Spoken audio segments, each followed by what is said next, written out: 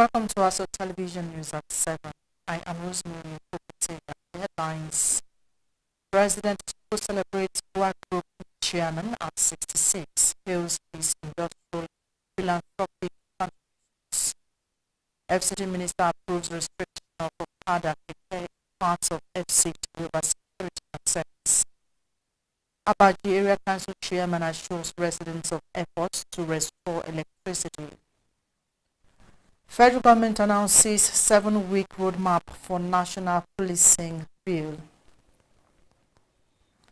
President Bola Ahmed Tinubu has congratulated chairman of Boa Group and founder of ASR Africa, Abdul Samad Rabiu, on his 66th birthday, describing him as one of the architects of modern Nigerian industry whose investments have contributed significantly to the country's economic transformation. President Tinubu, in a statement issued on Tuesday by his special advisor on information and strategy, Bayo Onanuga, praised Rabiu's enduring contributions to Nigeria's industrial development, job creation, food security, and philanthropy. He joined the Rabiu family, friends, associates, and the Nigerian business community in celebrating the industrialist, saying his remarkable journey reflects vision, resilience, enterprise, and unwavering confidence in Nigeria's future. President Tinubu said the Boa Group chairman's achievements extend beyond business success to the positive impact his investments have had on communities and the broader economy. Speaker of the House of Representatives, Dr. Abbas Tajuddin, has said Nigeria must intentionally prepare young people for leadership positions. Speaker Abbas contended the time has come for the youth to be made active participants in shaping the country's future and no longer be regarded merely as leaders of tomorrow. The speaker, represented by the chairman, House Committee on Women Affairs and Social Development, Mrs. Kafilat Ogbara, at the launch of LEAD Fellowship organized by the Gender Mobile Initiative Tuesday at the National Assembly, said the country's large youthful population must be equipped with the knowledge, ethical values, institutional exposure, and leadership skills required to transform ambition into meaningful public service. He commended the LEAD Fellowship for targeting students in tertiary institutions, describing the initiative as a strategic investment in Nigeria's democratic future. The speaker also praised the fellowship's inclusive approach, saying the deliberate inclusion of women, persons with disabilities, and other historically marginalized groups is essential for strengthening democracy. He reiterated commitment of the House to improving women's political participation through the proposed constitutional amendment seeking the creation of special seats for women in the National Assembly and State Houses of Assembly. Also speaking, executive lead of Gender Mobile Initiative, Omowumi Ogunrotimi, said the initiative was conceived to address the growing disconnect between student leadership and opportunities for meaningful participation in governance after graduation. The initiative, according to the executive lead, launched the Leadership for Equality Advocacy and Development, now known as the LEAD Fellowship, an 18-month leadership program aimed at grooming 1,000 student leaders across 10 tertiary institutions for ethical leadership and public service. Minister of the Federal Capital Territory, the FCT, Barrister Ezenwo Nyesom-Wike, has approved the restriction of commercial motorcycles, popularly known as Okada, and tricycles, also known as Keke Napep, in parts of the federal city over security concerns. Barrister Wike disclosed this on Tuesday during his monthly media chat in Abuja, saying the decision followed recommendations from the FCT Executive Security Council. He said security reports had established a link between motorcycle use and bandit activity, making restrictions necessary in areas considered vulnerable to crime. The minister said the Security Council had been directed to identify areas where the use of motorcycles and tricycles would no longer be permitted, particularly within the city center. Wike said the approval also included the release of logistics to support the enforcement of the restriction once the affected areas had been identified notified. The FCT had previously faced concerns over use of commercial motorcycles and tricycles in relation to traffic management and security, with some states across Nigeria imposing restrictions in parts of their jurisdiction. The chairman of Abaji Area Council, Alhaji Abubakar Umar Abdullahi, has reassured residents that his administration is making every effort to restore electricity to communities affected by the prolonged blackout. A statement issued by the chairman's chief press secretary, Comrade Abu Mohammed, and made available to newsmen in Abuja, says the chairman understands the hardship being faced by residents, businesses, students, and artisans as a result of the power outage. According to the statement, the chairman recently met with management of the Abuja Electricity Distribution Company and directed the company to conduct a comprehensive technical survey of the damaged electricity infrastructure. The survey revealed that about 37 kilometers of vandalized electricity infrastructure require reconstruction at an estimated cost of 600 million naira. The statement notes that although the project is a major financial commitment, especially at a time of declining statutory allocations, the council chairman is exploring all legitimate avenues to secure the funds needed to restore electricity as quickly as possible. The council advises residents to remain calm and continue to support the administration, assuring that the council has not abandoned the project. Rather, it is working tirelessly to overcome the financial challenges and provide a lasting solution. The Presidential Working Group on the proposed National Policing Bill has invited Nigerians to submit memoranda and policy proposals as part of efforts to establish a comprehensive legal and operational framework for state policing.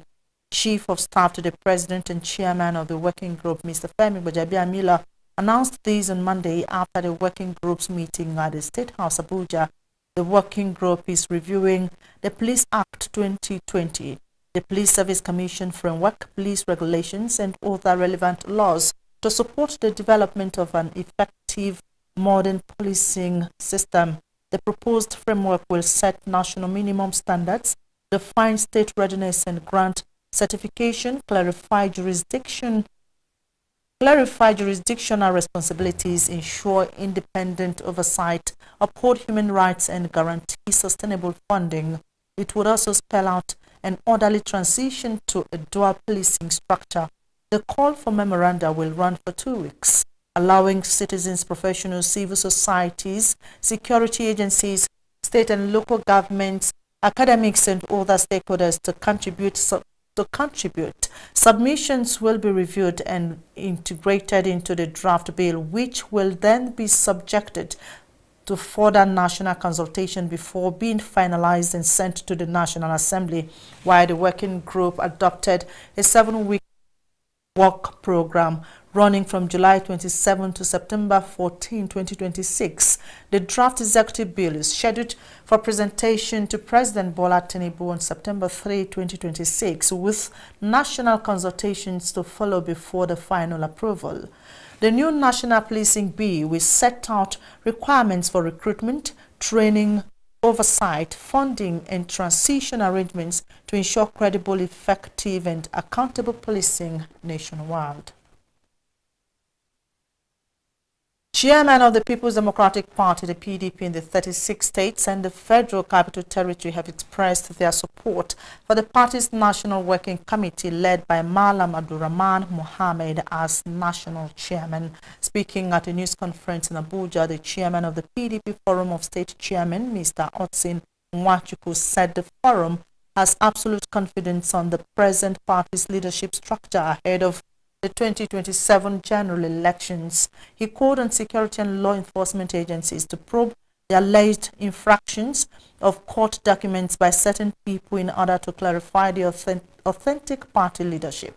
For several weeks now, the Nigerian people have been subjected to a deliberate campaign of falsehood, impersonation, and lawlessness by a group of individuals expelled from the People's Democratic Party, PDP, led by Tanimu Turaki Ise. These persons have chosen to operate as political impostors, and we can no longer remain silent. We, the 36 states and FCT chairmen, will not allow a few expelled persons to trample or hijack that legacy that we have built. Therefore, we call on all party members to remain calm and resolute, even in the face of provocation by these disgruntled elements. Our party, PDP, has come back alive to better the lives of the Nigerian people. We called on relevant authorities to ensure that only duly recognized party representatives engage with the public and institutions on behalf of the PDP. Mr. Nwachukwu also urged the National Working Committee to take all necessary legal steps to protect the party's name, logo, and organizational structure. He assured party members and candidates of the forum's continued commitment to party unity, internal democracy, and due process. This is news at 7 on ASO Television. We are live on GSTV 392, StarTimes TV 127, Free TV 507, UHF Band, Channel 38. Coming up after the break, Education Minister orders expulsion of students involved in kidnapping. And other stories, stay with us.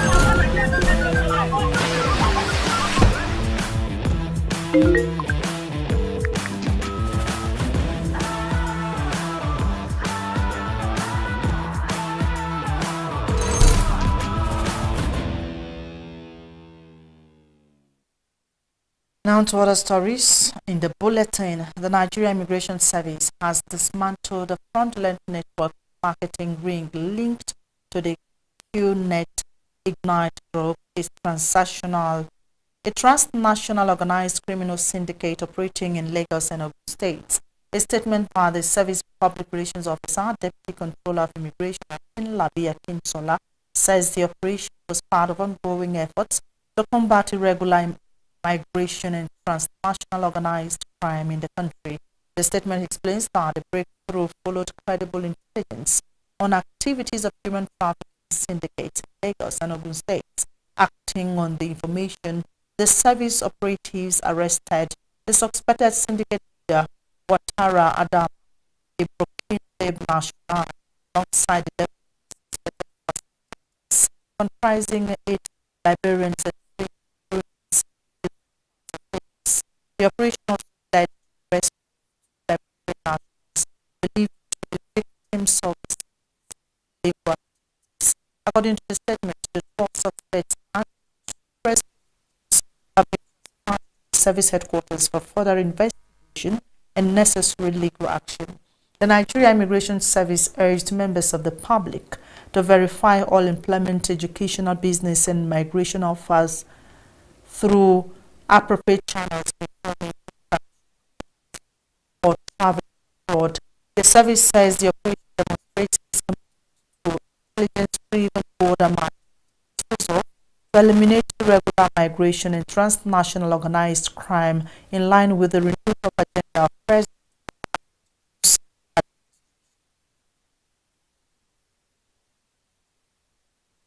Minister of Education Dr. Maruf Tunji Alausa has directed vice chancellors, rectors, and provosts across the country to dismiss any student found culpable after investigation of involvement in kidnapping or related criminal activities.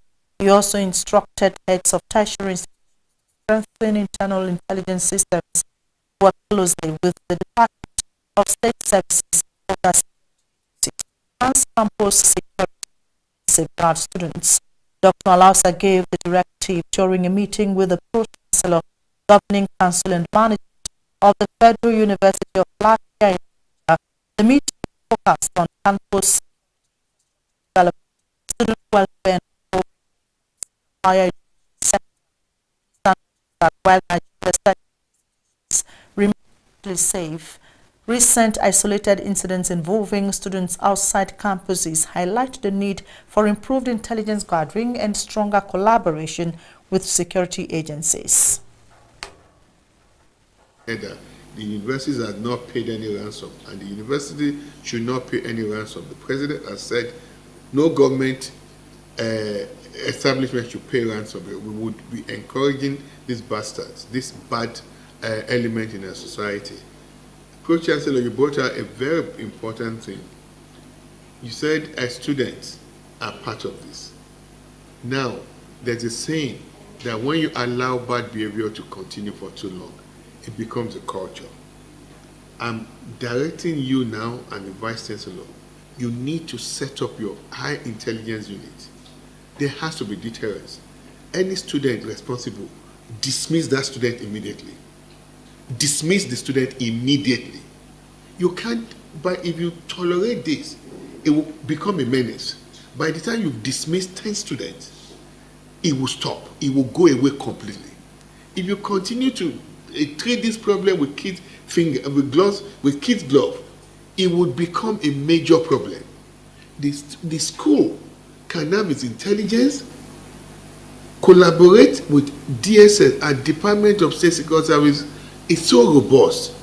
You have the state director of DSS, you have the DG, you get them involved immediately. You get they do their work very well. I can tell you, 9.5 out of any terrorist attack, the DSS already has intelligence on them. So they do their work very, very well. So it's you that you should engage. If the state director of DSS is not engaging enough with you, I need to know. Me and the DG of DSS will talk as often as frequent as it matters. Let me know. The man does his work very well. He would, beyond helping you, you need to identify those students and dismiss them. Dismiss them. It is a ministerial order. Such students that is culpable, that is culprit in planning kidnapping attack on fellow students do not have a place in any of our schools. And I'm giving you that ministerial directive immediately after your full. The minister stressed that protecting learners at all levels of education remains a collective responsibility and disclosed that he recently met with the Minister of Defense, General Christopher Musa, retired, to strengthen the Safe Schools Initiative nationwide.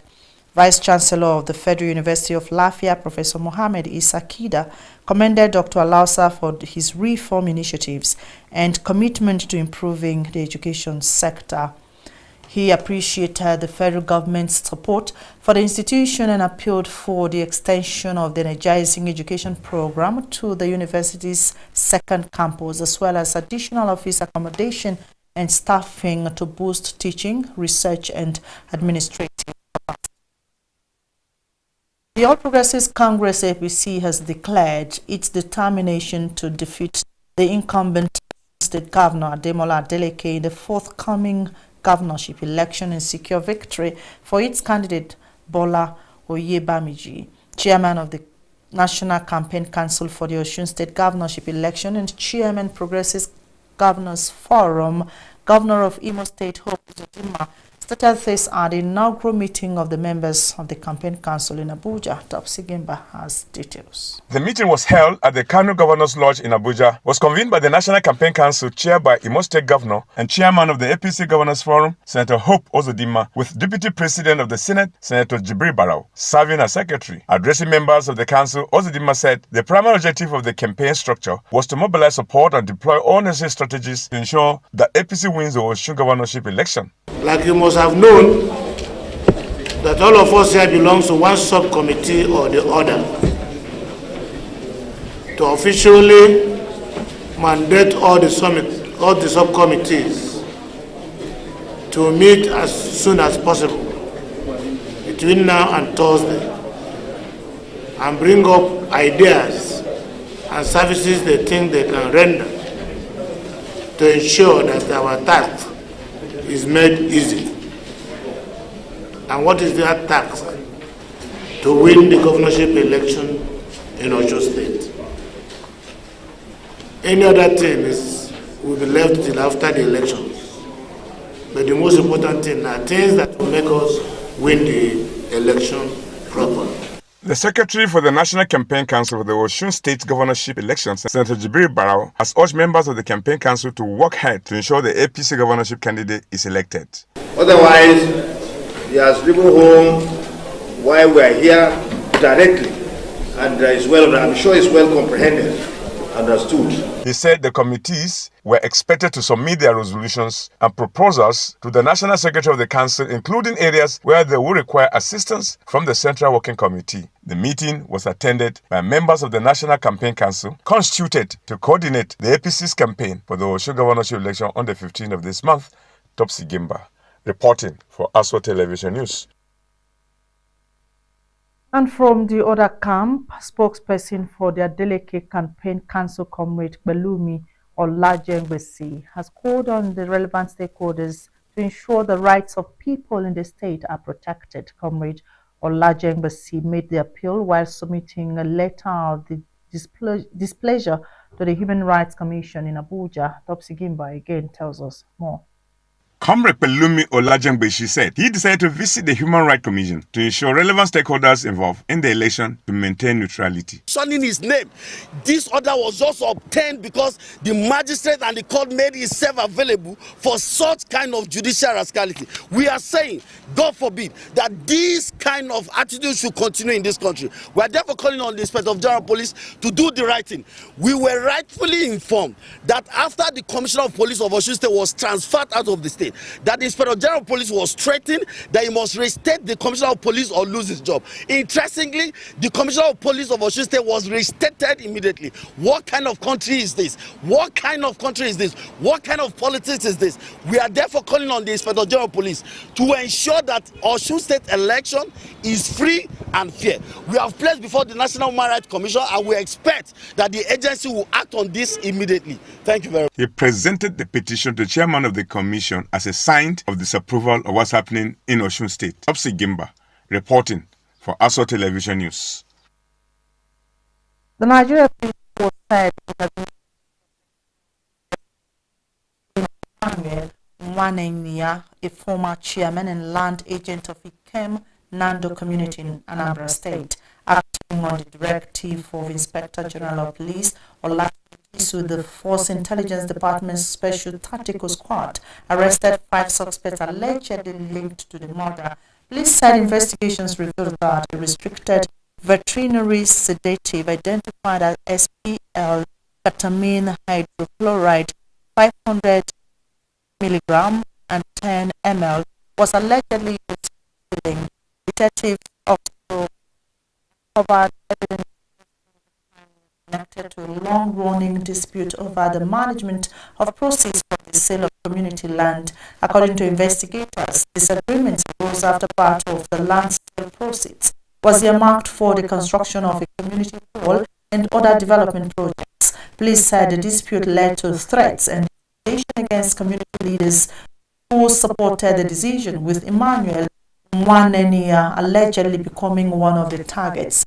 The STS alleged that the suspects lured Nwanenya to a meeting under the pretext of discussing a land purchase. He was reportedly overpowered, restrained and injected several times with the sedative before being forced to surrender access to his mobile phone and banking applications. Police said the victim's wife's statement, combined with digital evidence and intelligence analysis, helped investigators trace the suspects.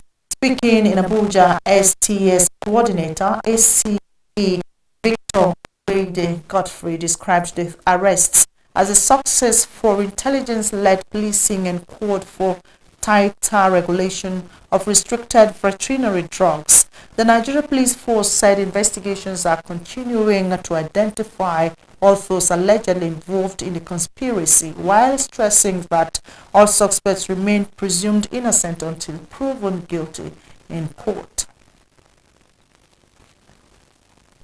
The National Economic Council has approved the refinancing of the $3.3 billion project Gazelle Pre-Export Finance Facility through a new $4.5 billion arrangement known as Project Gazelle 2. The new facility will enable the Nigerian National Petroleum Company Limited to refinance the outstanding balance of about $1.5 billion from the original 2023 agreement, while unlocking an additional $3 billion in liquidity. The approval was granted at the 159th virtual meeting of the Council held on Monday. According to the Council, the additional funds will help strengthen Nigeria's external reserves and support the federal government's fiscal and infrastructural development priorities. According to a statement issued by Senior Special Assistant to the President on Media and Communications, Office of the Vice President Stanley Ukwocha, the decision followed a presentation by the Minister of Finance, Dr. Taiwo Oyedele, which was delivered by Vice President Kashim Shettima, who chaired the meeting. Council members highlighted the importance of the initiative in improving liquidity for the Federation and pledged their support for its implementation. Briefing journalists after the meeting, Dr. Oyedele explained that the refinancing package offers more favorable terms than the original facility. He said the volume of crude oil placed under the agreement has been reduced from 90,000 barrels per day to about 78,750 barrels per day, representing a 12.5% decrease, and releasing an additional 11,250 barrels per day to the Federation. In his opening remarks, Vice President Shettima stressed the need for a responsive and data-driven social protection system to address multidimensional poverty in the country. He urged members of the Council to ensure that government policies reflect the needs of citizens and demonstrate competence, compassion, and commitment to improving the welfare of Nigerians.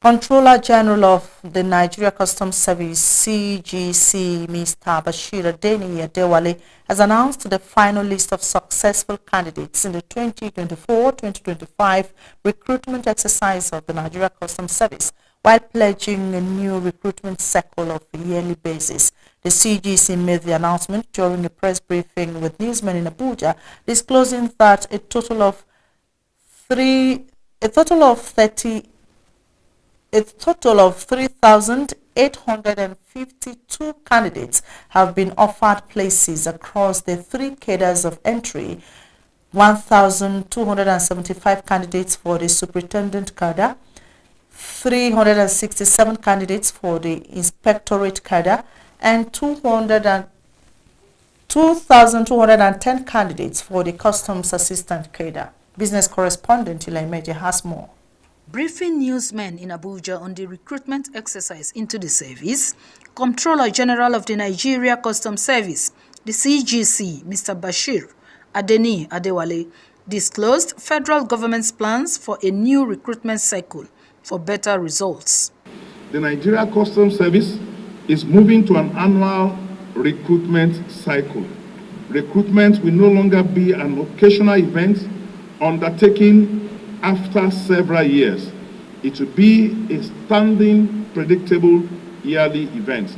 The annual cycle serves the service and the applicants equally. It allows us to plan our manpower against known retirements rather than in reaction to them. Recruitment into the Nigeria Customs Service is free. No candidate has paid, no candidate should pay any person or group for a place on the list. While congratulating the successful candidates for the recent exercise, the CGC emphasized quality delivery. To the 3,852 men and women whose name appear on the list, I offer my congratulations. You have earned your place in a field of more than 500,000. You are joining a service with a proud tradition and a demanding standard, and you will be held to that standard right from your first day. The Customs Boss further commended government's effort by the President Tinubu-led administration and professionalism of the staff for operational performance. I am satisfied that the service has remained stable throughout, that our operational performance has not faltered, and that our revenue and enforcement outcomes have been sustained over the years. That stability has been made possible by the consistent support of His Excellency President Bola Ahmed Tinubu, GCFR, and by the guidance of the Nigerian Customs Service Board under the chairmanship of the Honorable Minister of Finance, and of course the professionalism of all our officers and men. According to him, the year 2026 recruitment exercise will open up later this year. Ile Emeje, ASO Television News. And on to end the bulletin tonight, here is a reminder of one of the stories that made headlines. Minister of the Federal Capital Territory, Nyesom Wike, has approved restriction of commercial motorcycles, popularly known as Okada, and tricycles, also known as Keke Napep, in parts of the capital city over security concerns. Many thanks for watching. I am Rosemary Ukokotega. Good night.